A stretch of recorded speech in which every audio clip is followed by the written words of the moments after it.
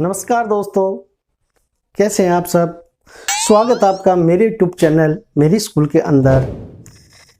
मैं आज अपना प्रथम जो टॉपिक है वर्णमाला, हिंदी का प्रथम टॉपिक वर्णमाला से स्टार्ट होता है और मैं प्रथम टॉपिक वर्णमाला आज आपके सामने पढ़ाऊंगा। लेकिन मैं आपके सामने कुछ बातें शेयर करना चाहूँगा। मेरी स्कूल का जो चैनल है ये मेरी स्कूल के तमाम बच्चों को डेडिकेट है, क्योंकि उन्हीं की मदद से मैंने ये यूट्यूब चैनल खोला है। इन्हीं बच्चों की उम्मीदों पे मैं खरा उतर पाऊँ, उनका जो भावनाएं मेरे साथ जुड़ी हुई है उन भावनाओं की मैं कदर करते हुए उनकी इरादों पे और उनके जो कामनाएं थी मेरे प्रति उन पे मैं 100% उतरने की कोशिश करूँगा। मेरी स्कूल के तमाम बच्चों को मेरी ओर से एक बार बहुत बहुत धन्यवाद, क्योंकि इन बच्चों से मैं इंस्पायर्ड होकर के, इन बच्चों के द्वारा एक गुरु इंस्पायर्ड होकर के ये चैनल बनाया है और इन बच्चों को मैं जिंदगी भर चिर स्मरणीय और अविस्मरणीय ये मेरी मेमोरी में याद रहेंगे। इसलिए मैं अपना प्रथम जो टॉपिक है वो स्टार्ट करने से पहले मेरी स्कूल के तमाम बच्चों को एक बार मैं पुनः धन्यवाद दूंगा कि, और साथ ही ये इस आशा के साथ, इस उम्मीद के साथ इन बच्चों से कहूँगा कि आपका ये प्यार, ये विश्वास मेरे पे ऐसा ही बना रहे और आगे भी अपना दोनों का जो कॉम्बिनेशन है, जो संगम है, जो साथ है वो बना रहे। और इसी उम्मीद के साथ मैं आज अपना प्रथम जो टॉपिक है हिंदी वर्णमाला मैं आज आपके सामने प्रस्तुत कर रहा हूँ। उम्मीद है मुझे कि आपको ये वीडियो पसंद आएगा और ये पूरा वर्णमाला आपको समझ में आएगा। तो मैं पहला जो हिंदी का है वर्णमाला, दोस्तों नाम छोटा सा लगता है कि वर्णमाला आपने पहले का क्लास में पढ़ा है, दूसरी क्लास में पढ़ा है वर्णमाला, लेकिन जो मुझे अभी देख पा रहे हैं उनसे मैं ये कहना चाहूँगा कि आप एक बार अपना आकलन करें और ये देखें कि क्या आपको वर्णमाला आती है। दिखने में छोटा सा, लेकिन इसके सवाल, इसके क्वेश्चन बहुत बार एग्जाम में पूछ लिया जाता है। तो मैं स्टार्ट कर रहा हूं। सबसे पहले वर्ण किसे कहते हैं, सबसे पहले वर्ण किसे कहते हैं ये जानना अपन को अत्यंत आवश्यक है कि भाषा की सबसे छोटी इकाई वर्ण होती है। भाषा की सबसे छोटी इकाई वर्ण होती है, लेकिन वर्ण किसे कहते हैं कि मुख से उच्चारित, मैं परिभाषा यहां पर लिख देता हूं, डेफिनेशन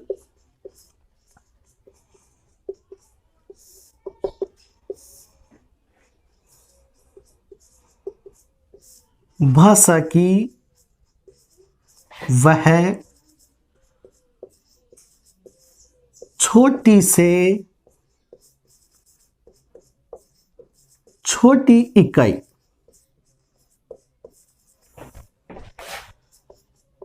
जिसके आगे खंड या टुकड़े नहीं कर सकते, नहीं कर सकते वर्ण कहलाते।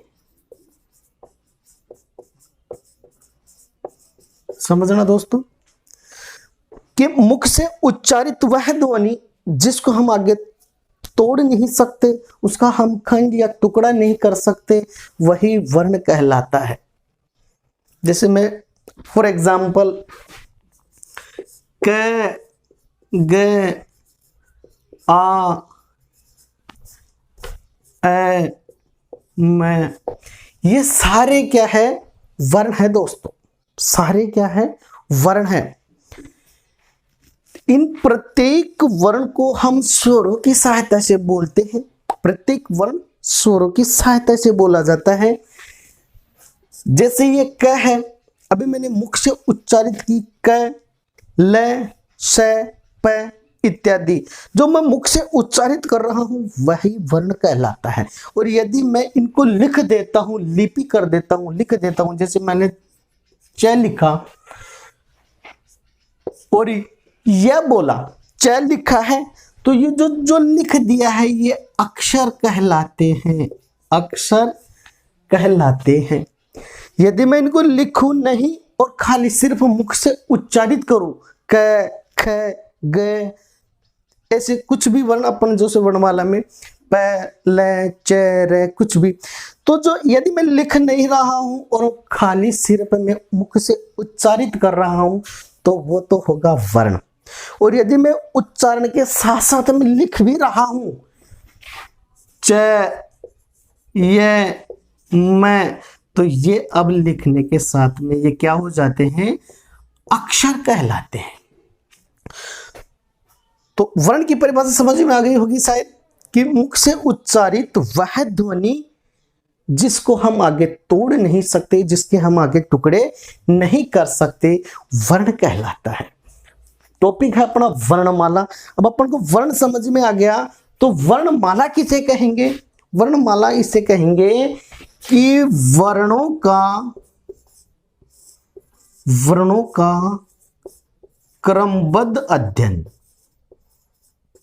वर्णों का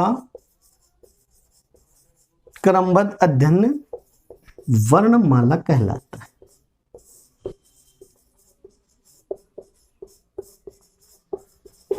वर्णों का अध्ययन क्रम से होना चाहिए, जैसे क के बाद में ख, फिर ग, फिर घ, फिर अंग, च, छ, ज, झ, य, ट, ठ, ढ, ढ, अण, ये क्रम से होना चाहिए।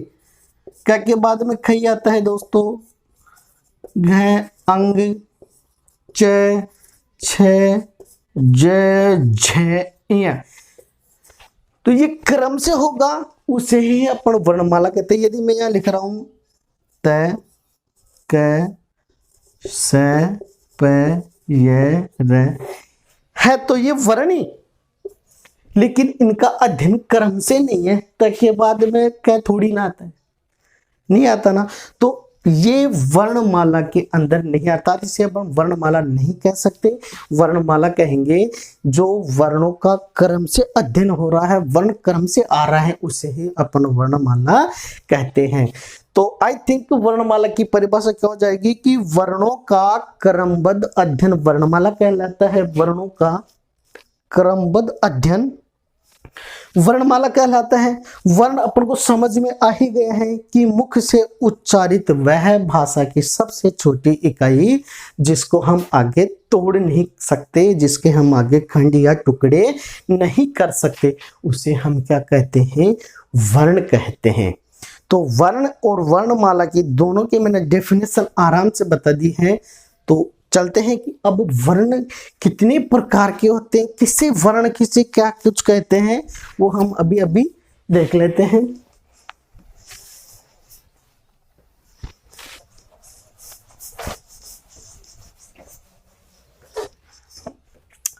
देखते हैं कि वर्ण कितने प्रकार के होते हैं।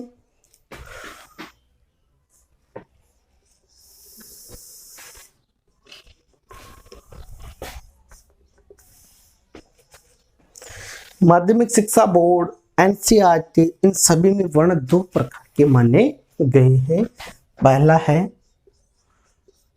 स्वर, दूसरा है व्यंजन।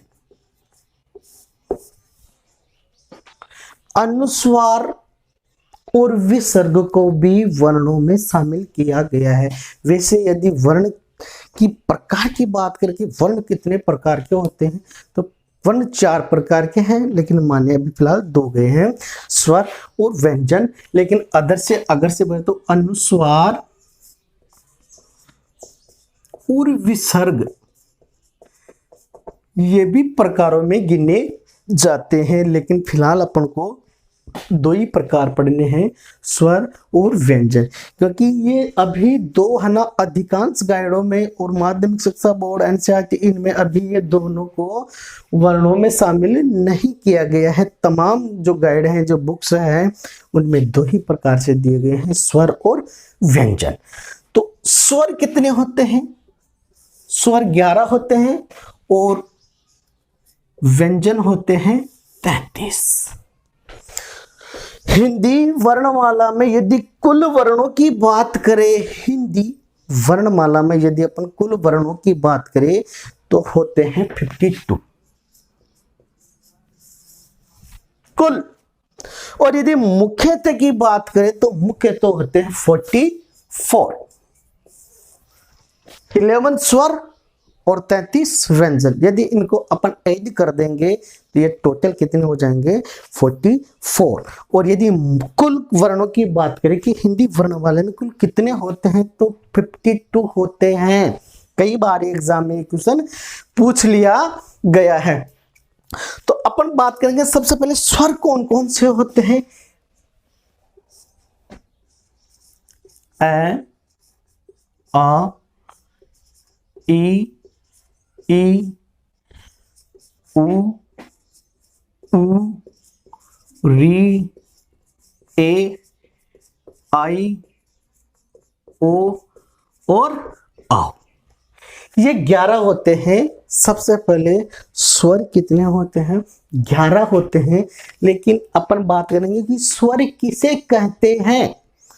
What is definition? स्वरों की परिभाषा क्या होती है? तो स्वर उन्हें कहते हैं कि मुख से उच्चारित वे वर्ण जिनको बोलते समय हमें किसी दूसरे वर्ण की आवश्यकता नहीं होती। मैं स्वर की परिभाषा लिख रहा हूं। स्वर किसे कहते हैं?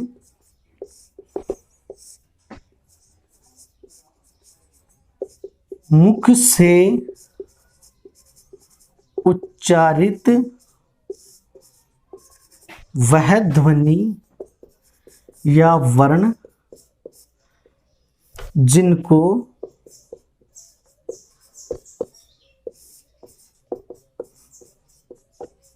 बोलते समय हमें किसी दूसरे वर्ण की सहायता नहीं लेनी पड़ती। मुख से उच्चारित वे वर्ण जिनको अपन बोलेंगे जैसे ए, आ, ई, उ, री, इन्हें अपन जब बोल रहे हैं, उच्चारित कर रहे हैं तो हमें किसी दूसरे वर्ण की आवश्यकता नहीं पड़ रही। उसे ही अपन क्या कहते हैं? स्वर कहते हैं। स्वर एक बार फिर से मैं सिंपल सी परिभाषा में बता रहा हूं कि मुख से उच्चारण यानी हम जो बोल रहे हैं उन बोलते हुए वर्णों में हमें किसी दूसरे की हेल्प की आवश्यकता की जरूरत नहीं पड़ती। उसे अपन स्वर कहते हैं। सुवर नहीं, स्वर। स्वर होते हैं 11। तो परिभाषा समझ में आ जाएगी कि मुख से उच्चारित वे वर्ण जिनको बोलते समय हमें किसी दूसरे वर्ण की आवश्यकता नहीं पड़ती, उन्हें हम स्वरों में काउंट करते हैं। स्वर 2 प्रकार के होते हैं। कुल कितने? 11 होते हैं। प्रकार के कितने? 2 प्रकार के होते हैं। एक तो होते हैं ह्रस्व, एक होता है दीर्घ। ह्रस्व 4 और दीर्घ में होते हैं 7। ह्रस्व का मतलब छोटे स्वर और दीर्घ का मतलब बड़ा। तो बड़े स्वर तो छोटे स्वर होते हैं 4 और दीर्घ होते हैं 7। छोटे में कौन कौन से? ए, ई, उ, री। ये 4 जो स्वर होते हैं इन्हें हम ह्रस्व स्वर कहते हैं, छोटे स्वर कहते हैं। बाकी के जो बच गए उन्हें हम दीर्घ स्वर कहते हैं। दीर्घ स्वर में होता है आ, ई, उ, ए, आई, ओ, औ। ये चार क्या कहलाते हैं? दीर्घ स्वर कहलाते हैं। तो आई थिंक मेरे हिसाब से आपको ये समझ में आ गया कि स्वर किसे कहते हैं। कुल स्वरों की संख्या होती है 11 और स्वर दो प्रकार के होते हैं, ह्रस्व स्वर और दीर्घ स्वर। ह्रस्व 4 प्रकार के और दीर्घ 7 प्रकार के। इस प्रकार से अपन ने एक साइड के जो स्वर होते हैं ये कंप्लीट कर लिए हैं। जो 11 होते हैं उन्हें मैं बता चुका हूँ, स्वरों की परिभाषा बता देगा। अपन अब चलते हैं व्यंजन किसे कहते हैं। इनको मैं इरेज कर रहा हूँ क्योंकि यहाँ पर ये आएगा नहीं।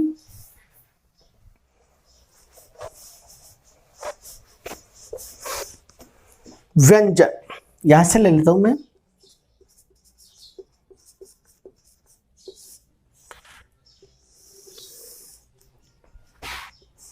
व्यंजन होते हैं, मुख्यतः की बात करें 3 प्रकार की, और वैसे होते हैं ये 5 प्रकार के। वैसे कितने प्रकार के होते हैं? 5 प्रकार के। पहला होता है स्पर्श व्यंजन,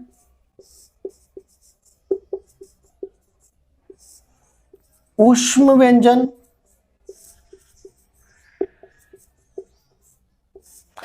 तीसरा है अंतःस्थ वर्ण, अंतःस्थ वर्ण, द्विगुण, द्विगुण, और चौथा है संयुक्त, पांचवा संयुक्त वर्ण या व्यंजन। मुख्यतः की बात करेंगे, मुख्यतः जो व्यंजन होते हैं वो 3 प्रकार के होते हैं और कुल होते हैं 5। सबसे पहले अपन व्यंजन जानेंगे कि व्यंजन किसे कहते हैं। स्वरों के जस्ट अपोजिट होता है व्यंजन।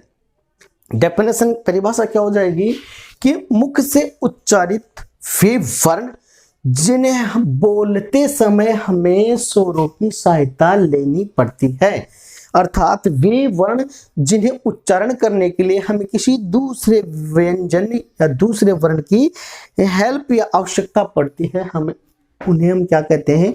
व्यंजन कहते हैं। स्वरों में दूसरे वर्ण की आवश्यकता नहीं होती है, जबकि व्यंजन में दूसरे वर्ण की आवश्यकता होती है। तो परिभाषा समझ में आ गई कि जिन्हें बोलते समय हमें किसी दूसरे वर्ण की हेल्प या आवश्यकता लेनी पड़ती है, उसे अपन क्या कहते हैं? व्यंजन कहते हैं।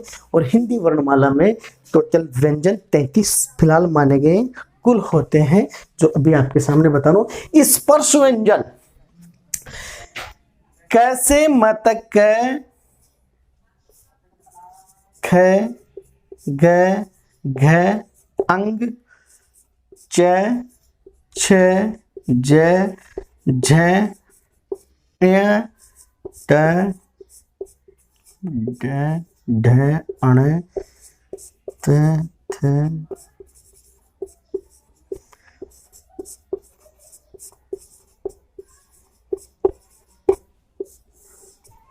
ये 25 होते हैं बच्चों।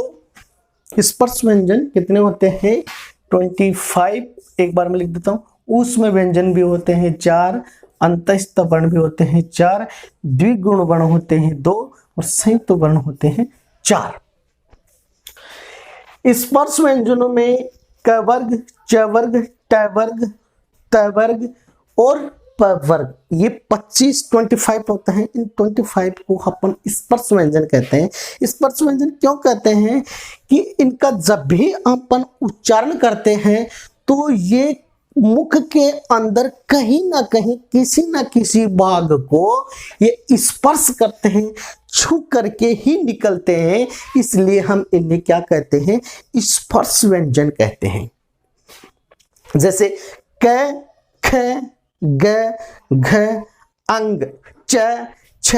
अब बोल के देखो, आपका जो च बोलोगे तो च की जो जिह्वा है, जो जिह्वा अपने जो अंदर के भाग, जो मुख के ऊपर का भाग होता है उसे तालु कहते हैं, और उस तालु को छू के आते। क्या की जो लाइन होती है वो कंठ से या गले से बोलते हैं, इसलिए ये कंठ वर्ण होते हैं।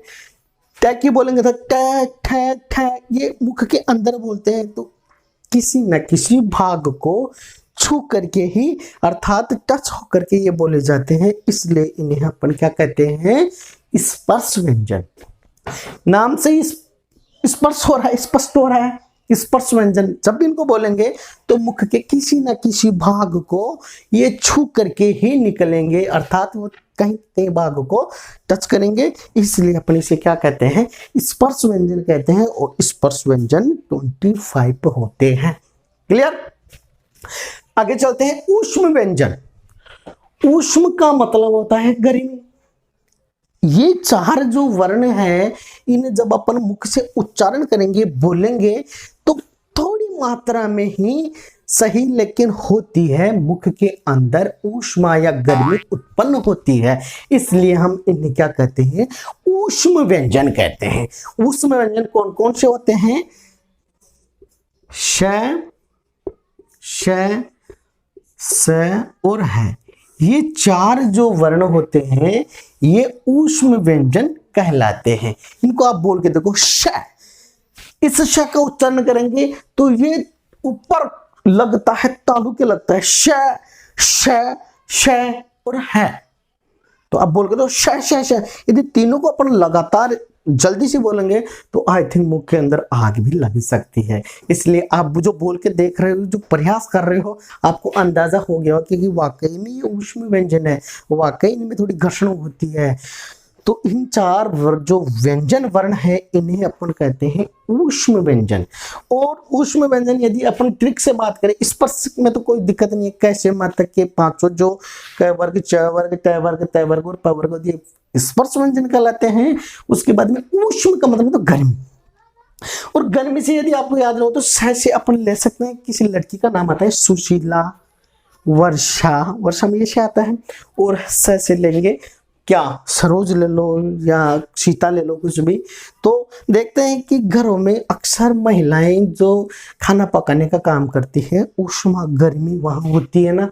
तो आप यदि इस पर छोटी सी सिंपल सी परिभाषा में या आप याद करने का जो फंडा है कि जो लड़कियों का नाम है, तो लड़कियां खाना पकाती है, और खाना पकाने का मतलब खाना कब पकता है, जब उसमें गर्मी लगती है, ऊष्मा देते हैं, गैस ऑन करते हैं, तो इस प्रकार से वो गर्मी व जो टाइम होता है वहां रहती है। तो इसलिए इन तीनों लड़कियों का नाम से आप याद कर सकते हो, या वैसे भी आप याद कर सकते हो कि ऊष्म व्यंजन क्या होते हैं। ऊष्म व्यंजन 4 होते हैं, तालव्य श, मूर्धन्य श, दंतव्य श और है का उच्चारण स्थान भी अलग होता है, लेकिन इन्हें क्या कहते हैं, ऊष्म व्यंजन। समझ में आ गया होगा शायद, ऊष्म व्यंजन 4 किसे कहते हैं।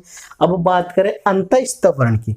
अंतःस्थ वर्ण भी 4 होते हैं, य, र, ल और व। इन 4 जो व्यंजन वर्ण हैं इन्हें हम अंतःस्थ वर्ण कहते हैं। क्यों कहते हैं कि इनका जब अपन उच्चारण करते हैं तो ये मुख के इंटरनल भाग अंदर ही अंदर ये एक तरह से बोले जाते हैं। अंतःस्थ नाम हो रहा है इसका, अंतःस्थ वर्ण, यानी ये मुख के अंदर ही बोले जाता है।